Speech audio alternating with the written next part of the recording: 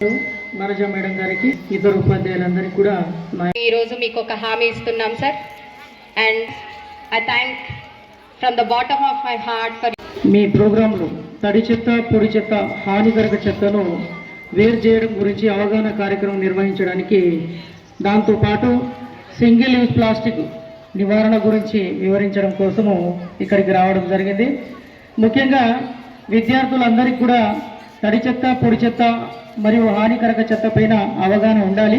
మరి ఎంతమందికి తడి చెత్త పైన అవగాహన ఉందా అనేది ఒకసారి చూద్దాం. ఈ గ్రీన్ కలర్ బాక్స్ చూడంగానే మీకు దీంట్లో ఏం వేస్తారనేది అవగాహన ఉండాలి. మీకు ఏం వేస్తారు, దీంట్లో ఏం వేస్తారు? తడి చెత్త వేస్తారు. మరి తడి చెత్త అంటే ఏంటి? దేన్ని తడి చెత్త అంటారు? చెత్త పైన నీళ్లు చల్లిన తర్వాత వచ్చేదాన్ని తడి చెత్త అంటారా? మరి దేన్ని తడి చెత్త అంటారు? మీరు తినగా మిగిలిపోయినటువంటి అన్నము, తర్వాత ఆకుకూరలు, కూరగాయలు, పండ్లు, ఫలాలు ఏవైతే ఉన్నాయో వాటిని మనం తడి చెత్త అంటారు. ఫర్ ఎగ్జాంపుల్కు మధ్యాహ్న భోజనం పథకం చేస్తారు.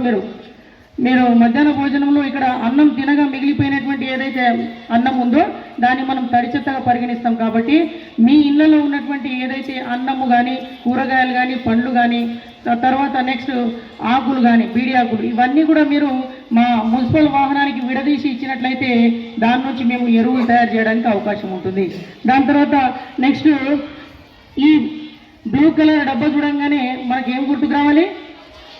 పొడి చెత్త. వెరీ గుడ్, పొడి చెత్త అనేది గుర్తుకు రావాలి. మరి పొడి చెత్త అంటే ఏంటి? దేన్ని పొడి చెత్త అంటారు? చెప్తారా ఎవరైనా? పొడి చెత్త దేనంటారమ్మా? పొడి చెత్త అంటే ఏంటి? మీరు తిన్న తర్వాత మిగిలినటువంటి ఏదైతే చాక్లెట్ కవర్లు, బిస్కెట్ కవర్లు, లేకపోతే కుర్కురే ప్యాకెట్లు, వాటర్ బాటిల్స్, ప్లాస్టిక్ కవర్స్, దాని తర్వాత ఏదైతే ఈ ఇనుప ముక్కలు ఏవైతే ఉన్నాయో వాటిని అన్నిటి కూడా మనం పొడి చెత్త అంటాం. ఈ తడి చెత్తను వేరు చేసి అదేవిధంగా పొడి చెత్తను కూడా వేరు చేసి మీరు మున్సిపల్ వాహనాలకు ఇవ్వాలి. ఎందుకంటే ఈ పొడి చెత్త నుంచి మనము రీయూజ్, రీసైకిల్ ద్వారా కొన్ని రకాల వస్తువులు తయారు చేయడానికి అవకాశం ఉంటుంది. కాబట్టి పొడి చెత్తను మనము వేరు చేసి ఇవ్వాల్సి ఉంటుంది. దాని తర్వాత నెక్స్ట్ ఈ రెడ్ కలర్ చెత్త పుట్ట చూడంగానే మీకు గుర్తుకు రావాల్సింది ఏంటి? దేనికోసం వాడతారు దీన్ని? దేనికోసము? హానికర చెత్త అంటాం దాన్ని. హానికర చెత్త. మరి మన ఇళ్ళలో ఏముంటుంది హానికర చెత్త? చెప్తారా ఎవరైనా? ఏముంటుంది? చిన్న పిల్లల యొక్క డైపర్లు, పలిగిపోయినటువంటి గాజు సీసాలు, తర్వాత వాడి పడేసినటువంటి మెడిసిన్స్, దాని తర్వాత నెక్స్ట్ బ్యాటరీ సెల్స్, ఇవన్నీ కూడా మనం హానికరక చెత్తగా పరిగణిస్తాం. కాబట్టి మీరు ఖచ్చితంగా ఇటువంటి వాటిని ఏం చేయాలంటే ఒక చిన్న బ్యాగ్లో కానీ చిన్న సంచిలో కానీ వేసి డివైడ్ చేసి ఇచ్చినట్లయితే దాన్ని మేము పూర్తిగా డిస్పోజ్ చేయడానికి అవకాశం ఉంటుంది. కాబట్టి నేటి విద్యార్థులే రేపటి పౌరులు అంటాం మనం. మీరు విద్యార్థులకు ఒకవేళ జ్ఞానం ఉన్నట్లయితే మీ చుట్టుపక్కల ఉన్నటువంటి విద్యార్థులకు చెప్పడంతో పాటు మీ తల్లిదండ్రులకు కూడా దీని యొక్క ఇన్ఫర్మేషన్ ఇవ్వచ్చు మీరు. కాబట్టి మీ ఇంటికి బండి రాగానే ఏం చేయాలా? చెత్తను కలిపిస్తారా, విడగొట్టిస్తారా? తడి చెత్త, పొడి చెత్త, హానికరక చెత్తగా వేరు చేసి ఇవ్వడం అనేది కంపల్సరీ చేయండి. దాంతోపాటు సింగిల్ యూజ్ ప్లాస్టిక్ అనేది ఎట్టి పరిస్థితుల్లో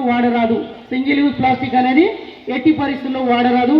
దాంతోపాటు నెక్స్ట్ మీరు సేఫ్గా ఉండాలి, తర్వాత సురక్షితంగా ఉండాలంటే మీ చుట్టుపక్కల ఉన్నటువంటి ఏదైతే వీధి కుక్కలు ఉన్నాయో వాటి నుంచి కూడా మనము జాగ్రత్తగా ఉండవలసిన అవసరం ఎంతైనా ఉంది. మీరు బయటకు వెళ్ళినప్పుడు వీధి కుక్కలు ఉన్న ప్రదేశాల్లో ఖచ్చితంగా మన పెద్దవాళ్ళను మనం వెంట తీసుకొని వెళ్ళాలి. దాంతోపాటు ఈ మాంసాహారం తీసుకొని వచ్చేటప్పుడు చిన్నపిల్లలు ఎట్టి పరిస్థితిలో ఇవి తీసుకొని రావద్దు. దాంతోపాటు ఈ వీధి కుక్కలను బండలతో కొట్టడము, తోక లాగడం ఇటువంటివి చేయకుండా సురక్షితంగా ఉండి ఈ సమాజాన్ని కూడా మనం సురక్షితంగా ఉంచడంలో మన వంతు పాత్ర వహిస్తామని ఆశిస్తున్నాము. ఈ అవకాశం ఇచ్చినందుకు ప్రధాన ఉపాధ్యాయులు వనజ మేడం గారికి, తర్వాత ఇక్కడ ఉన్నటువంటి డిఓ గారికి, తర్వాత విద్యార్థి మరియు ఉపాధ్యాయ బృందాలందరికీ కూడా ధన్యవాదాలు, నమస్కారం. దీంతో పాటు ఏంటంటే ప్రస్తుతం స్వచ్ఛ సర్వేక్షణ్ 2024 ఓటింగ్ అనేది నడుస్తుంది. దీంట్లో మీకైతే ఓటింగ్ లేదు, కానీ ఎవరైతే 18 సంవత్సరాల వయసు దాటినటువంటి వాళ్ళు ఉన్నారో వాళ్ళు మీ యొక్క ఫీడ్బ్యాక్ ద్వారా మన రాష్ట్రంలోనే మరియు దేశంలోనే ఈ పురపాలక సంఘం ఆర్మూర్ను అగ్రస్థానంలో ఉంచి ఢిల్లీలో అవార్డు తీసుకునే విధంగా మీరు ప్రోత్సహిస్తారని ఆశిస్తున్నాము. Thank you. పిల్లలకు ఏది తడి చెత్త పొడి చెత్త హానికర చెత్త అనేది ఒకసారి మీ నుంచి కూడా వెళ్తే బాగుంటుందని చెప్పేసి మేము అనుకుంటున్నాము. అతి త్వరలో ఒక చిన్న ప్రాక్టికల్ లాంటిది కూడా మేము ఎగ్జిబిషన్ లాంటిది కండక్ట్ చేద్దామని ప్లాన్ చేస్తున్నాము.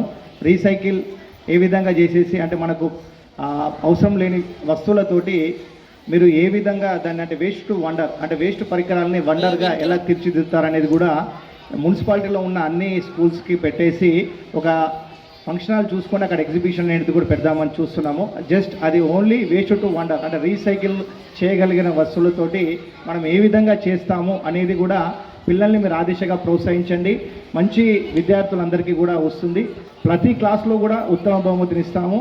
ప్రతి స్కూల్లో కూడా బెస్ట్ ప్రైజ్ని ఇస్తాము. అలాగే మున్సిపాలిటీ లెవెల్లో కూడా బెస్ట్ ప్రైజ్ని ఇవ్వడానికి మేము ప్లాన్ చేస్తున్నాము.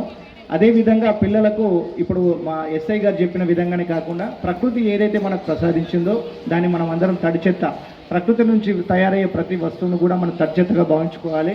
మన అవసరాలను సులభతరం చేసిన వాటికి అంటే మనిషి కృత్రిమంగా తయారు చేసుకున్న ఏదైతే ఉందో ప్లాస్టిక్ లాంటిది రీసైకిల్ చేసేది ఏదైతే ఉందో అదంతా కూడా మనకు బ్లూ బ్రకెట్లో అంటే పొడి చెత్తగా మనం భావిస్తాము. మనిషి ఆరోగ్యానికి హానికరం చేసే దేనైనా మనం హానికర చెత్తగా మనం భావిస్తాం. ఈ 3 విషయాలు చాలా సులభంగా గుర్తుంచుకునే విధంగా ఉంటాయి. వాటిని ఆ విధంగా గుర్తుంచుకొని మీ తల్లిదండ్రుల్ని కూడా ఆ విధంగా మీరు జాగ్రత్త పరచాల్సిన అవసరం పిల్లలుగా అంటే ఇందాక మా ఎస్ఐ గారు చెప్పినట్టు భారత పౌరులుగా ఎదగాల్సిన మీరు సొసైటీని కూడా ఆదర్శవంతంగా తీర్చిదిద్దాల్సిన అవసరం ఉందని చెప్పేసి మేము భావిస్తున్నాము. మీ ద్వారానే ఈ మెసేజ్ వెళ్తే తల్లిదండ్రుల్లో కూడా మార్పు వస్తుంది.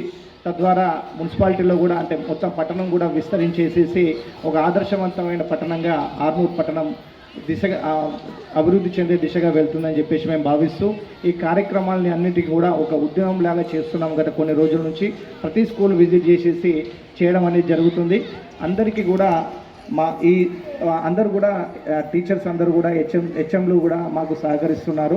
ఈ వేదికపై నుంచి వాళ్ళందరికీ కూడా మేము కృతజ్ఞతలు తెలియజేస్తూ మీ సహకారం మాకు అలాగే ఉండి మన మున్సిపాలిటీని ఒక ఆదర్శవంతమైన మున్సిపాలిటీగా తీర్చిదిద్దడంలో ప్రతి ఒక్కరూ తమ వ్యక్తిగత బాధ్యతగా తీసుకొని పాటుపడతారని చెప్పేసి మేము ఆశిస్తూ ఈ అవకాశాన్ని ఈ వేదికను మాకు ఇచ్చిన హెచ్ఎం గారికి డిఓ గారికి మిగతా కాంప్లెక్స్ హెచ్ఎంస్ అందరికీ కూడా కృతజ్ఞతలు తెలియజేస్తున్నాను. Thank you.